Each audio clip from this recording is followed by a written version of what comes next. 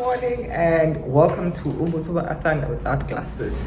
How are you guys doing? And okay, welcome back to my channel. Do not forget to like, comment and subscribe.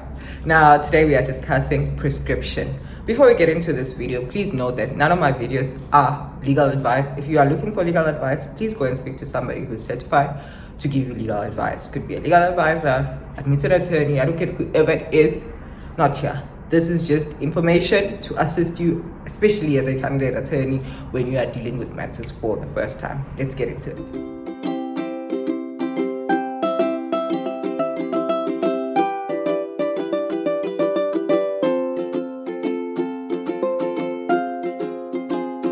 Okay, public announcement.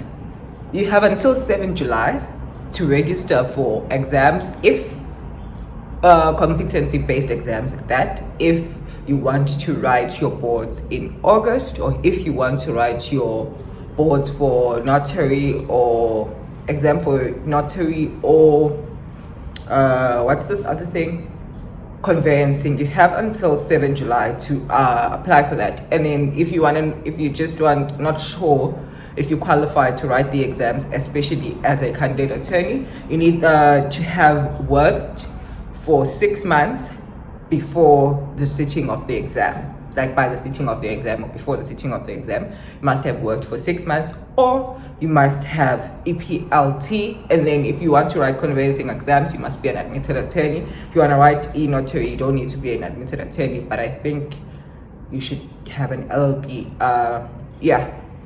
Research that. And then register now. I'd advise that you register now. Even if you think you're not ready, register now, because you won't have a chance to say August 1st, because I think the exams are mid-August. You're not gonna have a chance to say, okay, I'm ready now, I want to register. It closes on the 7th of July, and if you don't register, you can't then go and appeal or do a late application, whatever it is. So anyways, back to main topic, prescription. What is it and why is it important if you are going to be consulting with a client for the first time as a candidate attorney, or somebody who's just started practice? Maybe you are practicing in criminal law during your articles, and you just want to be aware of the things that you should be considering. Although I believe that you would know prescription if you've practiced, or if you've actually even done an LLB degree. But let me just remind you of the things that you must note. So just for people that also watch my channel that are laymen, as they call them, is that it's the amount of time you have to sue or claim for something. Things like condemnation, whatnot, only apply for, when I'm going to explain this, when you are proceeding, when there are certain statutory requirements that are required before doing an application, a claim or whatever. But prescription, it's the amount of time that's allowed for you to sue or file a claim for certain thing. Once that time lapses, you cannot claim for it. You do not have a legal recourse. There's even case law on how it could actually affect you in terms of cost and whatnot. So do look it up if you want to understand it more. So then, one thing that you should put in mind as an attorney when you are taking instructions, when you are considering taking frivolous instructions, taking instructions that are just late, or instructions that are not fruitful, this thing that you're continually doing right now, things that could be settled into. Remember this term, I'm going to butcher it. It's remember this cost. It's cost the bonus propris, whatever it is. I'll put it here. These are costs that which a court may order a practitioner to pay themselves, either on party and party basis or on attorney and client basis, usually as an indication of dissatisfaction for their conduct. That you should put in mind, because I've mentioned a labor case here where an attorney was actually asked to pay part of the cost of the whole application because it was a useless application. So when you are looking at a client's case, don't just look at the merits, because the merits might be good, but then the claim is late. What are you gonna do?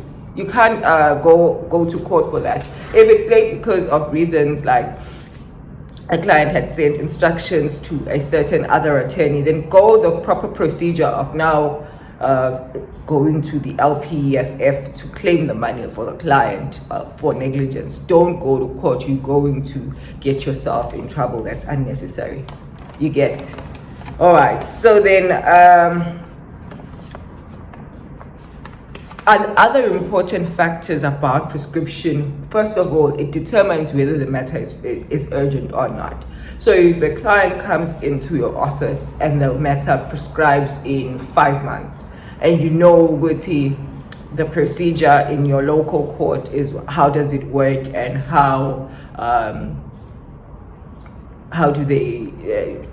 do they take to issue things. So the best thing that you need to do is ensure that you determine, is it urgent or not. So if a person is coming in maybe for a labor matter, they've been dismissed, you know the days, it's 30. So the first thing that you need to do when they come in is ask them, Ella, when were you dismissed? And they say, I was dismissed on the 1st of June, and today is the 1st of July. Are you going to take those instructions, or are you going to tell the person to go to CCMA and get their condemnation granted before coming to you, so that you're not the one who's going to face issues of your matter being dismissed, and maybe you being charged for cost, or the other party raises a special plea? Would you not do that? I'm just asking. Just wanna know. Anyways, yeah. So it determines if the matter is urgent or not, and most importantly, whether the matter is worth taking or not. Because as I've indicated, there are certain matters that the things that you look at is not just the merits, but what implications would it have for you to take a matter that's delayed, the matter that's prescribed. It's not even a matter. I don't know why I keep calling it a matter, because there's this notion that you can interrupt prescription by giving the person an acknowledgement of debt. Giving a person an acknowledgement of debt for a debt that's already prescribed, is that even legal?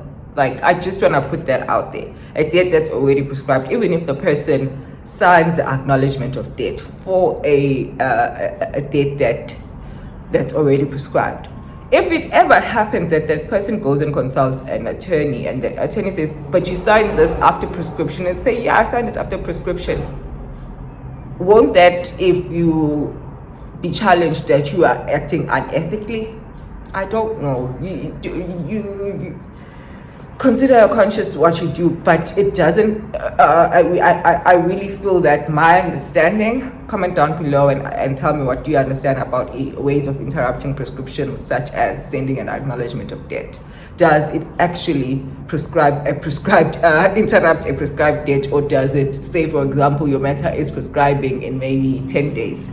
Then you just give this person an acknowledgement of debt. That prescription, you can then delay issuing summons, because there's already this acknowledgement of debt, which then gives you a new prescription date when you are going to now do a summary thingy. What's this other summons? Those other summons that are short, simple, or whatever it is. And then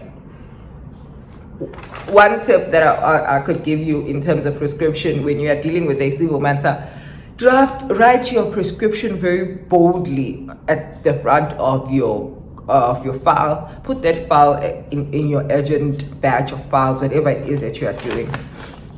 And then general important things to note about prescription. I'm not going to give you all the prescriptions, but if you are working in practice, you're getting into practice, and then your principal says, okay, we have this personal injury, not personal injury, it's let me try and find a claim that you do. Okay, so we have this unlawful arrest that you want to do against the Minister of Police, and you also want to do for unlawful prosecution, whatever it is that you want to do. The thing is unlawful prosecution, whatever it is, we want to also sue the NPA. First thing you should think of is the Institution of Legal Proceedings Against Certain State Organs Act. Think of that section of that act 40 of 2002 and think of section 3. Section 3 stipulates that within 6 months you must notify that particular government institution that you intend on taking action against them. Now, this obviously can be condoned if you are late, because a claim would prescribe after 3 years. It doesn't mean that if you don't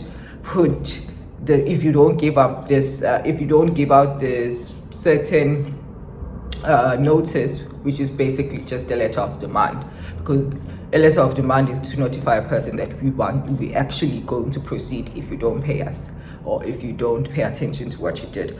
So if you don't issue that notice within 6 months, it doesn't mean that your client's matter is now gone, it's out of the way. No, if it's still within 3 years, there's even case law that says that if it's still within time, you can apply for condonation, and condonation can be granted in that sense.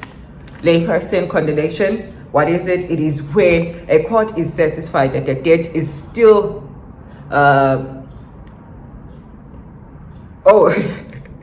so it's when a court is satisfied that the debt is not extinguished by prescription, that there is a good cause exists for the failure of the creditor, and that the organ of state was not unreasonably prejudiced by the failure to submit this notice within 6 months, and then condonation of late notice may be granted. And then obviously, if you are going to then, as somebody who's now drafting, you're going to plead this in your summons. I hope you will on your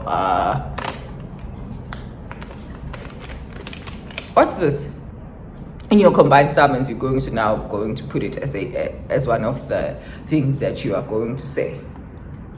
If you don't, I don't know, do you? And then there's also section 129. If you are now given an instruction to collect on debts, the first thing that you do, section 29 of the National Credit Act.